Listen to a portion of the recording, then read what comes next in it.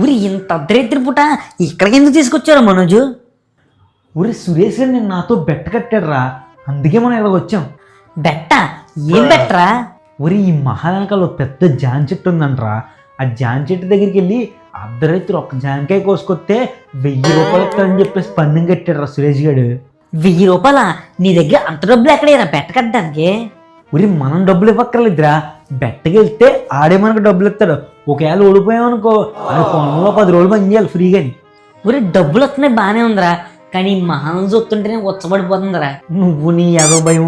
ఊరి మహల్లో ఎవరు ఉండట్లేదు కదరా, అందుకే అందరూ దీన్ని చూసి భయపడతారు. ఊరి అసలు ఈ మహల్ గురించి ఏం తెలుసురా నీకు? మా తాత చెప్తూ ఉండేవాడురా బాబు, ఈ మహల్లో ఒక వ్యక్తి ఉండేవాడంట. ఆ వ్యక్తికి ఒక మంచి ఫ్యామిలీ ఉండేదంట. ఆ ఫ్యామిలీ అందరూ ఒకేసారి యాక్సిడెంట్లో చచ్చిపోయారంట. ఇతనితో పాటు తమ్ముడు ఉండేవాడంటరా. ఆ తమ్ముడు కూడా ఇతను వదిలే వెళ్ళిపోయాడంట. దానివల్లే ఆ బాధ తట్టుకోలేక ఈ మహల్లో ఉండే వ్యక్తి ఊరేసుకుని చచ్చిపోయాడంట. అదిరా బాబు ఈ మహల్ స్టోరీ. నన్నేమో ఈ మహల్లోకి తీసుకొచ్చా, భయం వేసేస్తుంది. ఊరే అన్ని కట్టు కదలరా, అయినా నీకు మహల్ దగ్గరికి వచ్చినప్పుడు లేని భయం ఇప్పుడు ఎందుకు వచ్చేస్తుందిరా?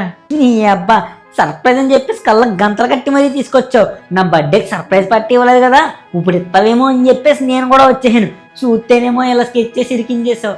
డైరెక్ట్గా పిలిస్తే నువ్వు రావు కదా రమేష్, అందుకే ఇలా ప్లాన్ చేశాను. దరిద్రంగా ఉంది నువ్వు నీ దరిద్రబొట్టు ప్లాన్. ఎవరు త్వరగా జాన్ చెట్టు ఎక్కడ ఉందని ఎతకరా, ఆ కాయ ఏదో కోసుకొని వెళ్ళిపోదాం. ఓకేనమ్మా.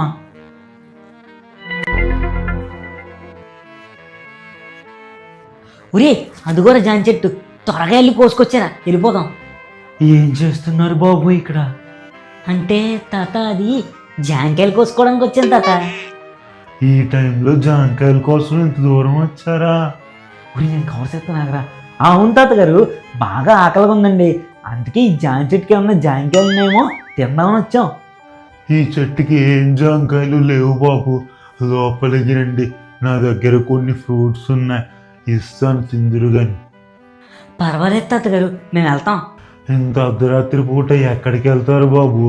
ఈ పూటకి ఇక్కడ పడుకుని రేపు ఉదయాన్నే వెళ్ళిపోదురు గాని. ఊరే పదరా, తాతబాబు అంత ముచ్చట పడుతున్నాడు కదా, ఒకసారి ఇలా వెళ్ళి అలా వచ్చేద్దాం. ఉరి వద్దురా వద్దు, వెళ్ళిపోదాం. వద్దంటా వింటరా, మీరు పదం తాతగారు, మేము వస్తున్నాం.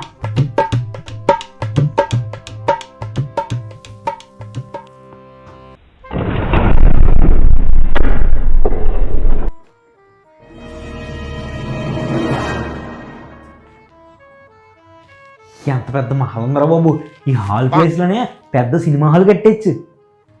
ఒరే వద్దురా, పదరా వెళ్ళిపోతాను రా. ఊరే నువ్వు ఉండరా, నేను ఇంకా ఈ మహల్ పూర్తిగా కూడా చూడలేదు. ఊరి ఇక్కడ ఏదో ఫోటో ఉందిరా. ఒరే ఇది ఇందాక మనకు కనిపించాడు కదరా, ఆ తాత ఫోటోరా.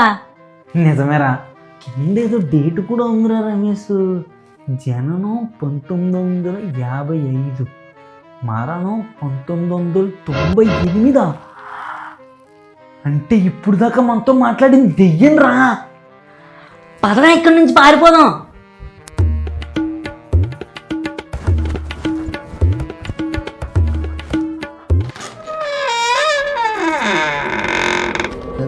ఊరే డోర్ లాకైపోయినా ఇప్పుడు ఏం చేస్తారు రా? ఒరే ఉండరా, అదే ఆలోచిస్తున్నాను. ఎక్కడికి పారిపోతున్నారు? మీరు ఇక్కడి నుంచి ఎక్కడికి తప్పించుకోలేరు, ఎందుకంటే ఇది నా మహల్. ఊరే తొందరగా ఏదో ఒకటి చేయరా, నాకు చాలా భయంగా ఉంది ఇక్కడ. ఒరే ఉండరా, మనం ఇలా ఈ మహల్లో ఇరుక్కుపోతే మా తాత ఏదో చెప్పాడురా, అది గుర్తొస్తలేదురా. మీరెక్కడికి వెళ్ళలేరు, ఈ రోజుతో మీ కథ ముగిసిపోతుంది. ఊరి తొందరగా గుర్తెచ్చుకోరా బాబు, లేకపోతే మన పని అయిపోద్ది ఇవాళ. ఒరే ఉండరా, గుర్తొచ్చింది.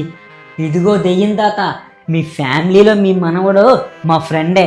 ఇప్పుడు కనుక మీరు నన్ను వదిలేశారనుకో, నేను వెళ్ళి మీ ఫ్యామిలీ మెంబర్ అయిన మీ మనవన్ని మీ దగ్గరికి తీసుకొచ్చేస్తాను. మీరు చెప్తుంది నిజమేనా? నిజమే తాత, ఆడు మా ఫ్రెండే. సరే అయితే వెళ్ళి త్వరగా తీసుకుని వచ్చేయండి.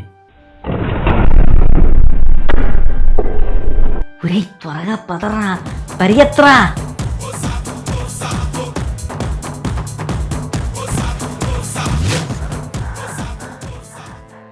ఒరే బయటపడిపోయాం కదరా, అయినా నీకెలా తెలుసా అలా చెప్తే దెయ్యం వదిలేస్తుందని? ఇది కూడా మా తాతయ్య చెప్పాడురా. గొప్పడ్రా బాబు మీ తాత. ఇంతకీ ఏం చేస్తుండరా మీ తాత? మా తాత లేడురా, అప్పుడు ఎప్పుడో చచ్చిపోయాడు. అయ్యో పాపం, అవునా? అయినా మనం ఇంత పెద్ద ప్రమాదం నుంచి కాపాడిన తాతనే ఒక్కసారి మీ తాత ఫోటో చూడాలనుందా, చూపించరా? అయినా ఇప్పుడు ఎందుకురా మా తాత ఫోటో, తర్వాత ఎప్పుడైనా చూపిస్తానులే. లేదా ఇప్పుడే చూపించరా, ఆ మహానుభావుడి ఫేస్ నేను చూడాలి. సరే చూడు, ఇదిగో. ఒరే ఈయన మీ తాత.